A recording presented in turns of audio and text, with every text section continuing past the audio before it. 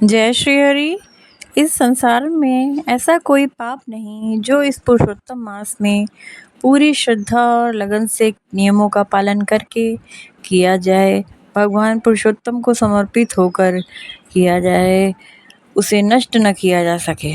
यह शास्त्रों में बारंबार वर्णन आता है कि पुरुषोत्तम मास में भगवान कृष्ण की शक्तियाँ छिपी हुई हैं और इसलिए अत्यंत शक्तिशाली मास है ये, जो क्षण में हमारे पापों को भी भस्म करने की क्षमता रखता है।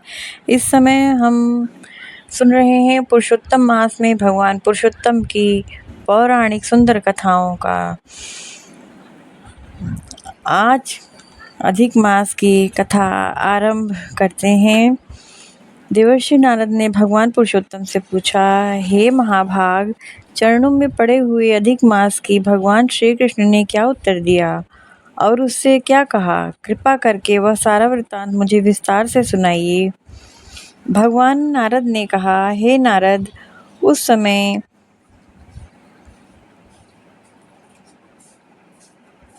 गरुड़ को संकेत देकर भगवान ने कहा कि अचेतावस्था में पड़े हुए अधिक मास को अपने पंखों से हवा करे और उसे चेतन करे।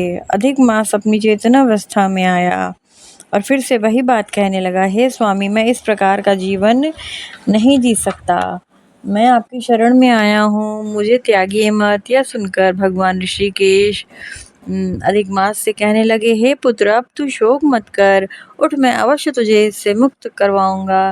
मुझे तुम्हारे दुख के निवारण हेतु एक युक्ति सूझी है।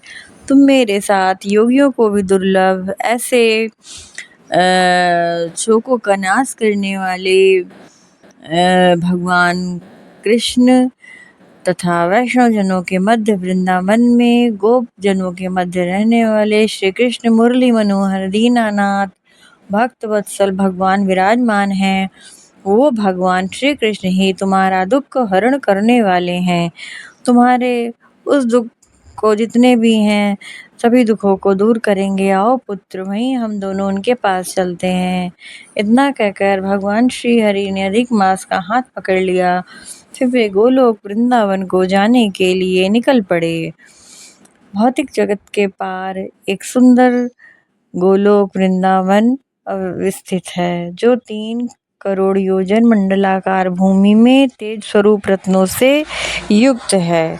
योगी गण इसे स्वप्नों में भी नहीं देख सकते। केवल वैष्णव जन भगवान श्री कृष्ण के भक्त ही उसके बारे में जान सकते हैं और वे ही वहां पहुंच सकते हैं। वो आदि व्याधि जरा उपाधि मृत्यु और शोक रहित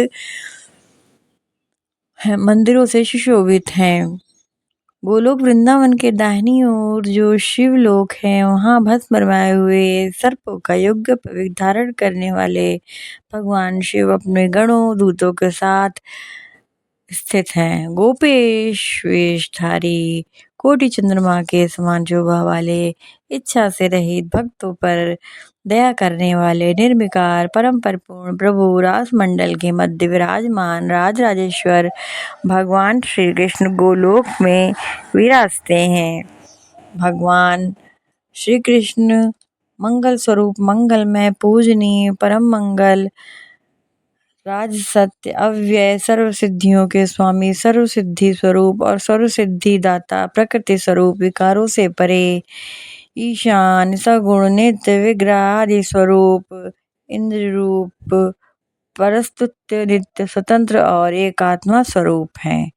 और ऐसे शांति स्वरूप का शांति परायण वैष्णव जन ही उनका ध्यान कर सकते हैं। और इस प्रकार भगवान श्री हरि अधिक मास को लेकर वृंदावन में पहुंच गए। अब इसके बाद क्या हुआ, इस कथा का वर्णन पुरुषोत्तम महात्म्य की अगली श्रृंखला अध्याय 6 में करेंगे। तो जय श्री हरि, जय श्री कृष्ण।